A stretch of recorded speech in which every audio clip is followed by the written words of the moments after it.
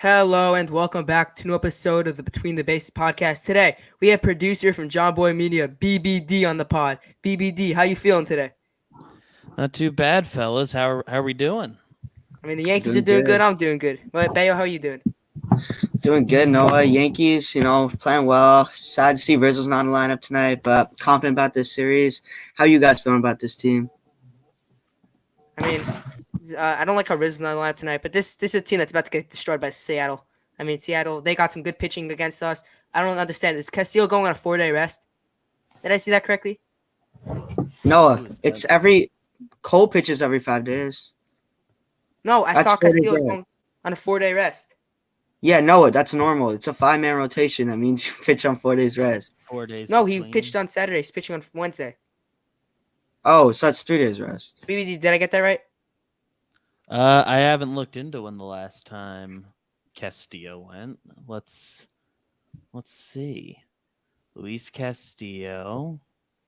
Looks like they're gonna avoid him. I think it's Bryce Miller, Logan Gilbert, George Kirby. Well, Bryce Miller. it says in the Bryce MLB app Miller that is he's real pitching on good. Wednesday. Did that switch? That switched. I think he's close. Well, as of now, to it's short Clark rest. Schmidt versus Luis Castillo. So let's hold our breath. I don't know about No, I don't I know how do you guys see feel, that. but the person I'm most scared about on that Seattle pitching staff is Bryce Miller. I mean, he's nasty.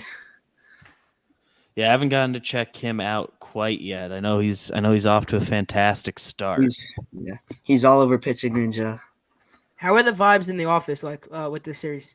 Like, how are the Yankee fans reacting? You think they're gonna get blown out? Seattle has had some struggles themselves this year, so they're playing a better brand of baseball. The Yankees are also playing a better brand of baseball of late, so interested. It's a good test for both of these guys. The Yankees obviously just handled the Padres, who themselves are very disappointing so far this year. But I don't know, the Mariners are playing well of late, but that's also beating up on the A's and Pirates. So I don't want to give them too much credit quite yet. This is a big test for them. Yeah, I think the Yankees have a run for their money here with the Mariners, and they play the Dodgers this weekend, which is gonna be crazy. And are you gonna be there on Saturday at the John Boy thing? Yes, I'll be at our watch party at on Saturday night. I won't be That there, should be a but fun whoever one. in the chat's gonna be here. Whoever's listening, go check him out at the thing on Saturday. Appreciate you guys. The Okay. Taylor. Let's go to John Boy stuff. What's it like? We had Max Manis on the podcast. What's it like working with Max Manis? Max Manis is an absolute gem. One of my favorite people to just talk some ball with. He's a great kid, and I love him a lot. I mean, he was kind of humble. He was kind of humble when we asked him the question. We asked him who's the smartest. Yeah. Who knows the best? Who knows the most baseball in the office? He said himself. Yeah. Who do you think the smartest in the office is? Yeah, he like dodged the question. He was like, we're all good at different things.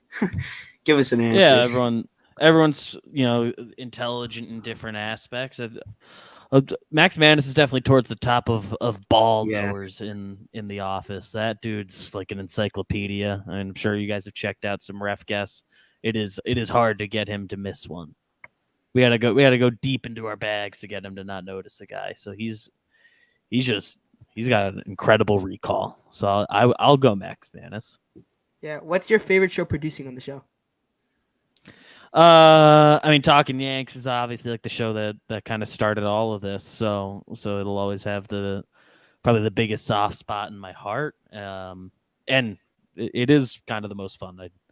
I love the Yankees. It's a subject I'm the most well versed in the world. So I enjoy doing that. Talking to Booney every week. We have a big chat with him tomorrow. Are you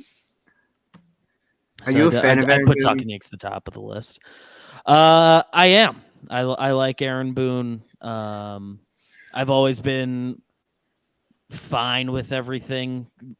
Before I've gotten to know him, and then having gotten to talk to him a little bit now. Like I like the guy. He's like every time we walk away from a chat with him, my takeaway is, man, he's like actually funny. And a lot of like the issues that I feel like we have with him are sort of just issues we have with the Yankees as a whole. Like we know it's a lot of like group decisions, and he's in that group that makes some decisions on like rest days and bullpen choices that we haven't been a fan of, and I guess he has to take the brunt of the blame on some of those over the years. But for the most part, I'm fine with Booney. I like a lot of what he does. How Going did back you to get how'd you get the job as being the editor of all these Jomboy shows? It was a weird, long process. A lot of me being in the right place at the right time. I went to college. I was like gonna go be a doctor and all that. Turns out, you got to be like really, really smart, and I'm only smart. So those classes didn't really jive the best with me.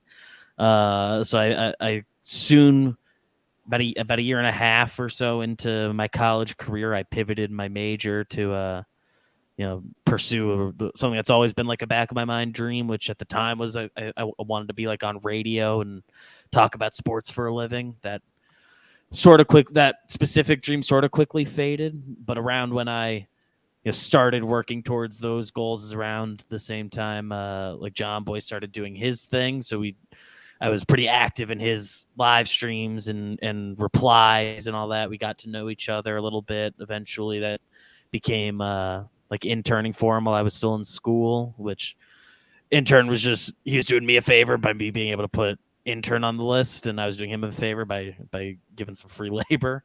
But so I was doing a lot of writing on the website, 'cause at the time we had a website that allowed for blogging. That was fun for me, and it gave me a lot of opportunities to grow. And then he like personally taught me how to edit videos over the next few months, and I started doing some like making some Instagram clips, helping with the Talking Yanks accounts. Jake added me as a co-host onto Talking Knicks, and I started editing and producing those and being on a mic for those. And I was doing that for a while part time until as like a side hustle, although I took it very seriously as like my main thing, even though I had like a full-time job after like I graduated. And then February of 2020, I was able to finally go full-time with this gig in a job that sort of became being the producer of that show, Talking Baseball. We added Wake and Jake soon thereafter. Talking Knicks, they still do. JJR was a big part of that. And everything's just grown since then. It's sort of the shortest possible version of that story, but that's kind of the nuts and bolts of it. Going back to the Talking Yanks part about Jake when he does like that voice when he does the Yankees recap, do you help him with that, or he does it all by himself? The burns, those are all Jakey, man. I think I've like twice ever been like, here's a line and a burn for you. The one I specifically remember was during 2019. It was 2019 when Gio Urshela like became a Yankee, right? Yeah, they got him in 2018, but 2019 was the year he like played. And he came out of nowhere, and like sometime during that, I at one point texted him just, I'm in love with Urshela to the tune of I'm in love with a stripper by T-Pain. That's T-Pain's song, right? So that was that, and then Jake used that, and that felt kind of nice. That maybe one other time I gave him a line to use in a burn, or he like workshopped one with me, I think. But that's the only one I remember ever contributing. For the most part, those are all Jake's brain. Does he write it beforehand, or he does it on the fly?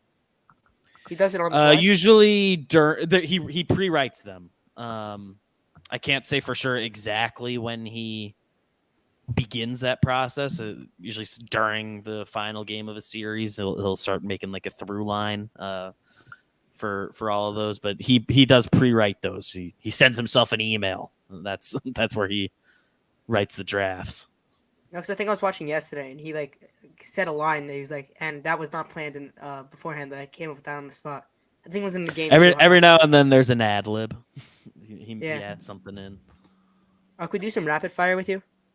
Please. Okay. Favorite MLB stadium other than Yankee Stadium? Ooh, my mind jumped to Camden Yards. I've been to Citizens Bank Park a lot too, though. I like it there. Yeah, Those me would and be Bayo were at my Camden first Yards for the two. Yankees Orioles game where Judge hit 2 homers a couple weeks ago. That was fun. Oh, nice. Favorite MLB jersey other than the Yankee pinstripes. I do really like what the Padres got going on. They just got a unique color scheme, and that's always fun. They are where my mind goes. Favorite player? No, one player you like that you should be hating. Ooh, I kind of like Devers, man. There's something about him that, like, man, if he wasn't on the Red Sox, would probably be my like favorite non-Yankee. I can't bring myself to like hate him, but That's funny because Max Madness actually said Masataka Yoshida. Something about the Jomboy office in the Red Sox. yeah, just thinking of a Red Sox I like. I think fully like Devers if he was not a Red Sox. I'm not at a point where I hate him right now. It's just like when I see him, I'm scared. I believe something good for him is going to happen. So You're not in the warehouse games, are you? I'm in some series. I don't do the blitz ball so much, but ball and play league coming up. Okay, so who's one person in the office that's not on a team currently that you would join with to be on a team? And what would the name of the team be? If we were starting a new franchise, I will say I'm spoiling it a bit by being in my ball and play league jersey, but I joined Hook Line Sinkers, and I guess I won't say the full roster yet, but there's familiar faces in there. Oh wow! Do you know who won? Don't tell us. No, tell us. Tell us who wins. I can't tell you anything about gameplay, but the series got played about a month and a half ago.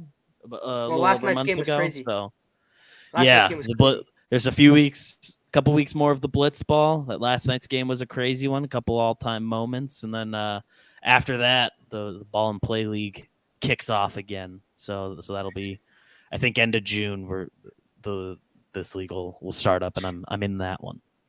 Do you have a David, favorite player that came to the office? Rizzo is the easy answer. Just really good Yankee. Jose Trevino was an awesome guy. Trey Turner was cool a few weeks back. Those are the first few that come to my mind as far as guys who've been in the office. David, do you know, will MLW ever get a team in the warehouse games? We've done some collaborations with them. I can't say I'm part of any of the planning for that. They were supposed to be in Blitzball 1. Andrew Davis came on, and he's been featured in every Blitzball since then. And I think some more stuff coming up. But I saw Trevor Plouffe called out Jimmy North to come on. Yeah, he I said know he Jimmy. I think he's in like a one-off series they did with them. We'd love to get those guys into a blitzball battle or something like that, just a matter of who's available when we're doing them. Big schedules don't always line up, unfortunately. But I'm sure more collaborations will happen at some point. Can we get some questions in the chat for BBD? I see we have a bunch of questions. First question: Should Jomboy hire me and Bayo? Wow, that's a good question. You guys keep doing what you're doing. You're off to a great start just by doing some of this stuff. So hey, keep it going. Become like adults in a few years and like eligible to be employed. You can never rule anything out, Yeah, I just left that a just rapid keep fire. working, fellas. I left that a rapid fire. What's your favorite Yankee moment? Ever? I was at A-Rod's 15th inning walk-off homer. I think that was 2009. So that one jumps to mind because a big moment I was at. Yeah, I'll go with that one as my instinct rapid fire. Should the Yankees Yankee Zook wants to know if the Yankees should trade Josh Donaldson. I think definitely. I mean, sure. If you don't gotta like attach an asset to move off his salary. I know they're sort of up against a luxury tax tier, and coming off his salary would go a long way. I don't think they're gonna, but should. I think they're gonna look into everything. I mean, nobody's gonna take him. Nobody Hey, wants he Josh can- he can come Donaldson. back He has and- no and value. That perform a bit. contract. That contract. Nobody's gonna want to take that contract on. If Would you were able trade- to trade Aaron Judge for Shohei Ohtani, would you? Shohei's Wait, one if of the few Shohei guys that Ohtani do is locked up for the next 8 years too. Yeah, I like just if just straight up you could. I mean, you kind of have to say yes, right? He's a couple years younger than Judge, and Yeah, he's but literally Ohtani is two more players in injury. one. Ohtani, you don't know. Like we've never seen this before. There's a high chance, Ohtani gets some serious injuries. Yeah, he's already had the one, and we haven't seen it in a couple years. So I'd be optimistic. I don't want to, but I think just logically, the answer Yeah. sort of has to be yes, just because he's Shohei Ohtani and he's literally two players in one. Depends fully on contract situations and all that. But I'm not trying to get rid of Aaron Judge. That guy is the Yeah. best. What He are the doesn't hit in Yankees? the playoffs though. That's what the Yankees are missing to finally beat Houston in October. Aaron Judge hit in the playoffs. What do you think It'd the be Yankees nice are if we missing? could go full nut job.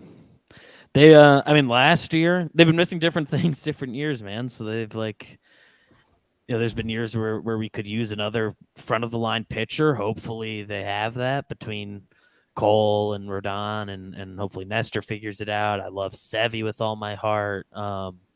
So hopefully between all of those and their pen, they should be able to pitch enough if they're healthy and good to go, which is always the caveat and everything. But last year the issue was the offense. They Mm-hmm. just didn't have enough, big time threats in that batting order outside of Judgy and Rizzo. But so I'd say having a full, healthy, and like formidable lineup is the big key to taking care of business against them. But Cashman made no moves in the offseason to add another, another good bat to the lineup. Who do you think the Yankees should trade for at the deadline to add another threat in the lineup?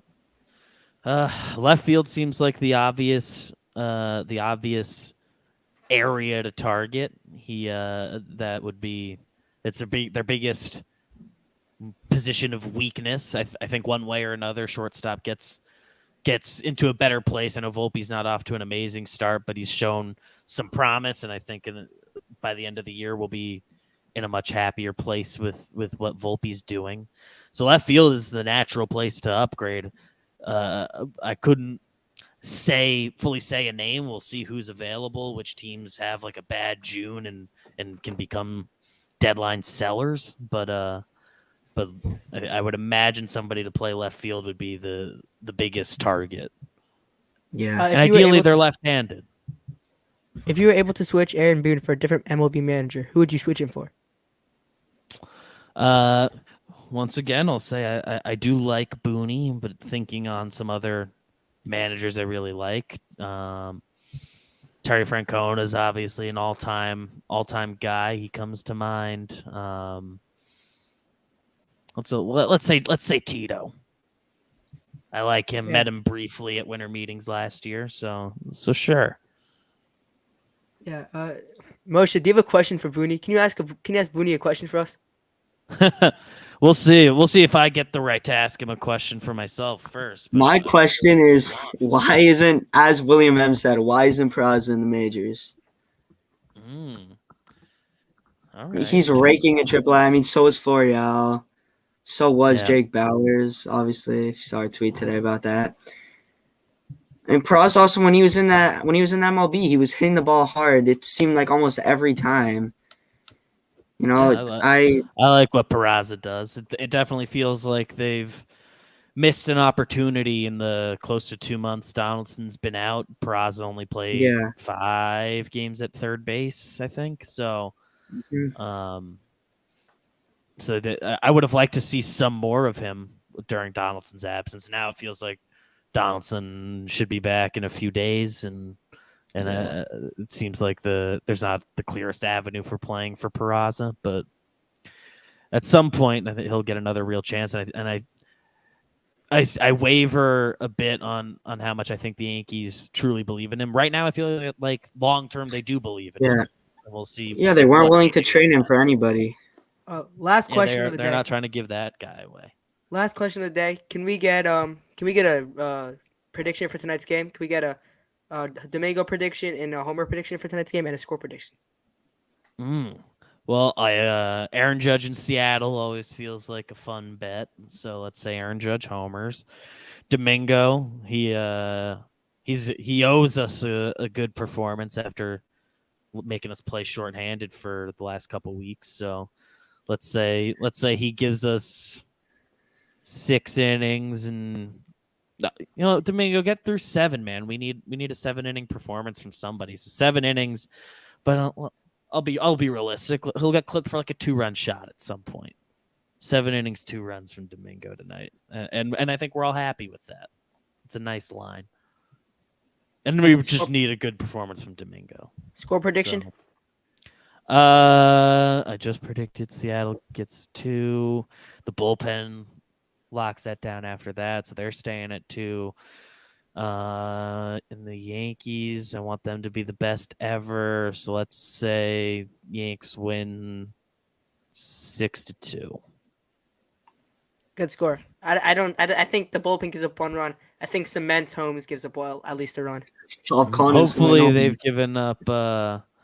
Hopefully they've given the Yankees have a big enough lead that it's like they put in Matt Crook for his MLB debut. He gets clipped for 1 homer, and we call it a day. That's a Jake Burner right there. Cement Holmes. Cement Holmes Industry. No. We can pass that one along. Thank you, BBD, for joining. Thanks for having me, fellas. We'll see you guys later.